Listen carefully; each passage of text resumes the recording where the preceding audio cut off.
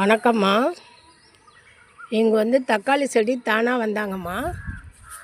நம்மகிட்ட 1.5 வருஷமாக மிளகாய் செடி இருக்குது, நல்லா காய்க்குது. எனக்கு 2 கிலோவுக்கு மிளகாய் கொடுத்துட்டுது. அது வந்து தானாக வந்த செடி தான் அந்த மிளகாய் செடியும். அந்த மிளகாய் செடியில் இந்த தக்காளி செடி வந்திருந்தாங்க. நான் விதை போட்டு தக்காளி வச்செல்லாம் உயரமாக இருக்குமா. இது ஷார்ட்டாக இருக்குது பாருங்கள். பூ வச்சுருக்கு பாருங்கள். பூ தெரியுதா? அதுலேயும் பூ வச்சுருக்கு. சரிங்களா? இவங்க வந்து தானாக வந்தவங்க எப்பொழுதுமே எந்த செடியாக இருந்தாலும் மாதுளம் கூட நல்லா பலன் கொடுப்பாங்க. தானாக வந்த செடிக்கு முக்கியத்துவம் கொடுங்க. இப்போ தானாக வந்தவங்க எவ்வளோ சின்ன செடியில் பூக்குறாங்க பாருங்கள். இது வந்து நான் வச்ச தக்காளி செடிமா. இதே பாருங்கள், இது வந்து நான் வச்ச தக்காளி செடி.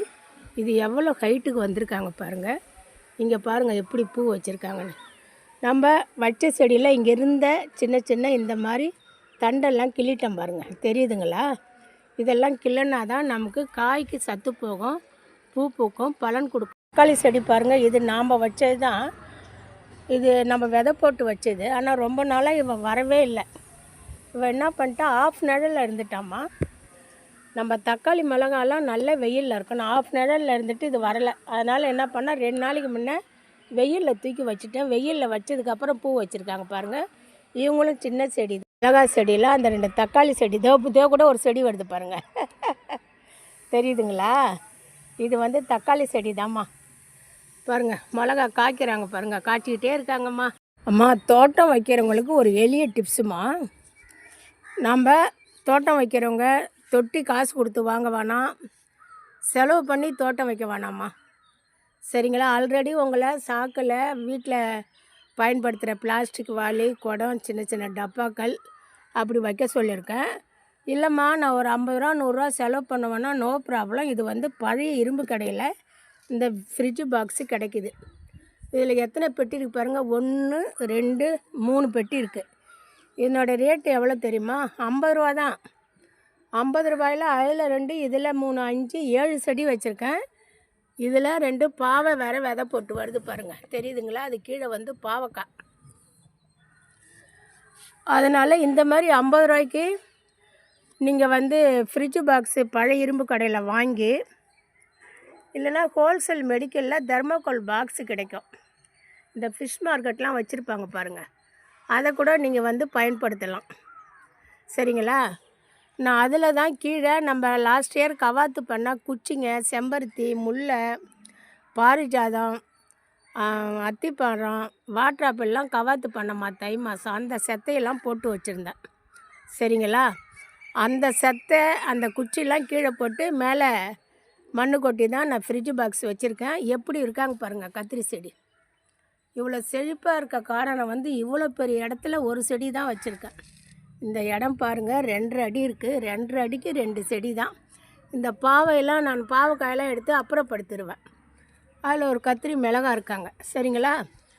இப்போ கத்திரிக்காய் வந்து பூ வைக்கிற ஸ்டேஜுக்கு வந்திருக்காங்க. நல்லா பாருங்கள். இது நாம் போன ஆடி மாதம் தருமபுரியிலேருந்து விதை வாங்கி நம்ம கத்திரிக்காய் எடுத்து நம்ம பால்கனி செடியில் கத்திரிக்காய் பழுத்து அந்த விதையை நான் திரும்ப போட்டு நட்ட கத்திரிக்காய். ஒரு தடவை விதை வந்துட்டுதுன்னா அடுத்து நம்ம அதை வந்து விடக்கூடாது. இந்த பாருங்கள், இதுவும் கத்திரிக்காய் தான். அந்த விதையை நம்ம தொடர்ந்து நல்லா முத்த வச்சு பழுக்க வச்சு நல்லா பழுக்கணும். பழுத்து அந்த மேத்தோலை எடுத்துட்டு நல்லா காஞ்ச உடனே அந்த கத்திரிக்காயை விதை எப்படி எடுக்கணும்னு சொல்கிறோமா, இது டிப்ஸு. அந்த விதையை வந்து தண்ணியில் போட்டு நல்லா கரைச்சி அந்த சக்கையெல்லாம் எடுத்துகிட்டு வடிகட்டினா கத்திரி விதை வந்துடும். அந்த மாதிரி போட்ட விதைகள் தான். இதில் எங்கேயாவது களை இருக்கா பாருங்கள். இதெல்லாம் உங்களுக்கு ஈஸியாக தோட்டம் வளர்த்து மருந்து இல்லாத நஞ்சு இல்லாத நீங்கள் சாப்பிட்டீங்கன்னா நீங்கள் ஆரோக்கியமாக இருப்பீங்க.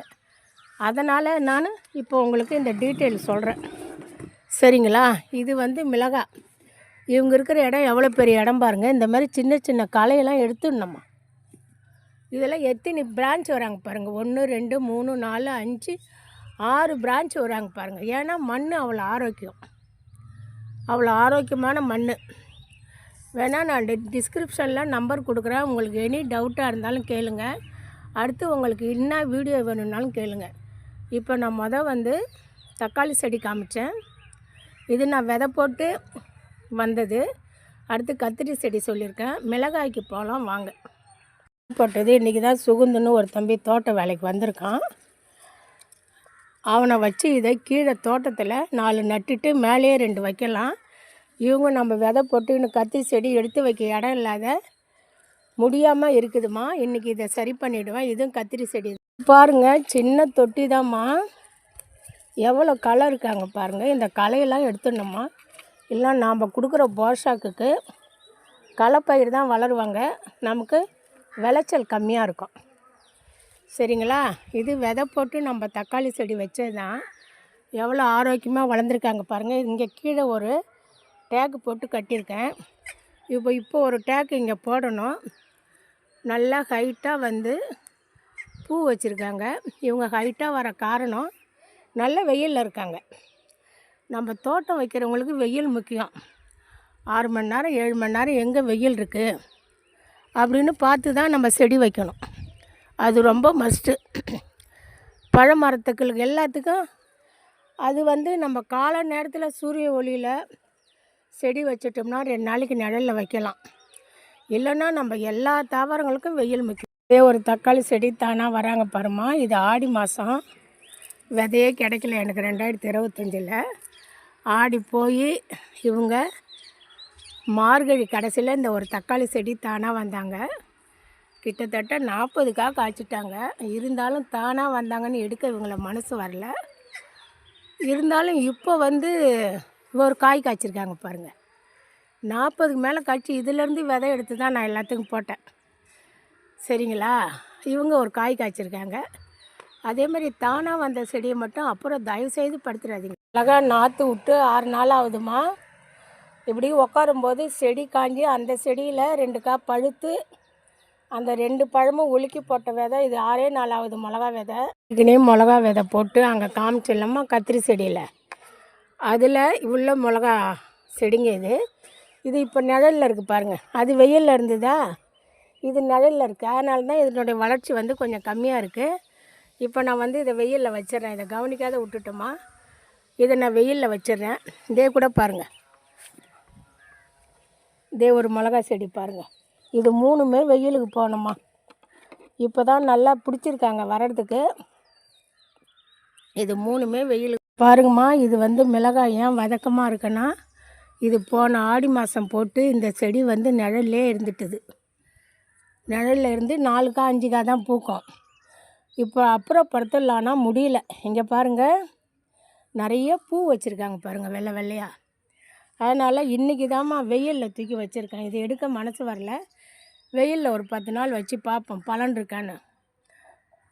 பலன் கொடுத்தா நம்ம இதை கண்டினியூ பண்ணிடலாம். இல்லைன்னா அப்புறப்படுத்திடலாம். சரிங்க. அது பக்கத்தில் தான் கத்திரிக்காய் இருக்குது. அதிலேருந்து எலி நோண்டி தள்ளி இதில் இந்த கத்திரிக்காய் வந்திருக்குமா. இப்படி தான் எலியும் நமக்கு நல்லது செய்வாங்க. எப்படி நல்லது செய்வாங்கன்னா, அந்த புண்ணாக்கு தண்ணி ஊற்றினா நான் 2 நாள் 3 நாள் லைட்டை போட்டுருவோம்மா மாடியில். இல்லைன்னா அது வந்து நோண்டி அடிமண் வரைக்கும் நோண்டிடும். அப்போ நோண்டும்போது மண்ணோடைய டைட்டு சிறத்தன்மை இல்லை, டைட்டாக இருக்கும். திக்காக தண்ணி ஊற்றி ஊற்றி அதெல்லாம் லூஸ் பண்ணி கொடுத்துட்டா வேறு ஈஸியாக போகிறதுக்கு வசதியாக இருக்கும். இந்த மாதிரி தான் ஒவ்வொரு தோட்டத்துலேயும் நீங்கள் செடிகள் வைக்கணும். செலவு பண்ணாத நீங்கள் இயற்கையாக சாப்பிட்ணும், மருந்து இல்லாத சாப்பிட்ணும். நான் வந்து அம்மு தோட்டம்னு ஒரு சேனல் வச்சுருக்கேன். என்னுடைய சேனலில் எல்லா செடியும், கத்திரி செடி, எலுமிச்சை மரம், மாங்காய் எல்லாமே, மிளகாய் எப்படி வைக்கிறோம், தக்காளி எப்படி வைக்கிறோம் எல்லாமே டெமோ போட்டிருக்கேன். சங்கு செடி எப்படி வைக்கிறோம், இப்போ இன்றைக்கி அந்த சங்கு பூ பூத்துருக்கு, எல்லாமே டெமோ இருக்குது. அம்மு சேனல் தோட்டத்தை சப்ஸ்கிரைப் பண்ணி கமெண்ட் பண்ணுங்கள், லைக் பண்ணுங்கள், ஷேர் பண்ணுங்கள். நன்றி.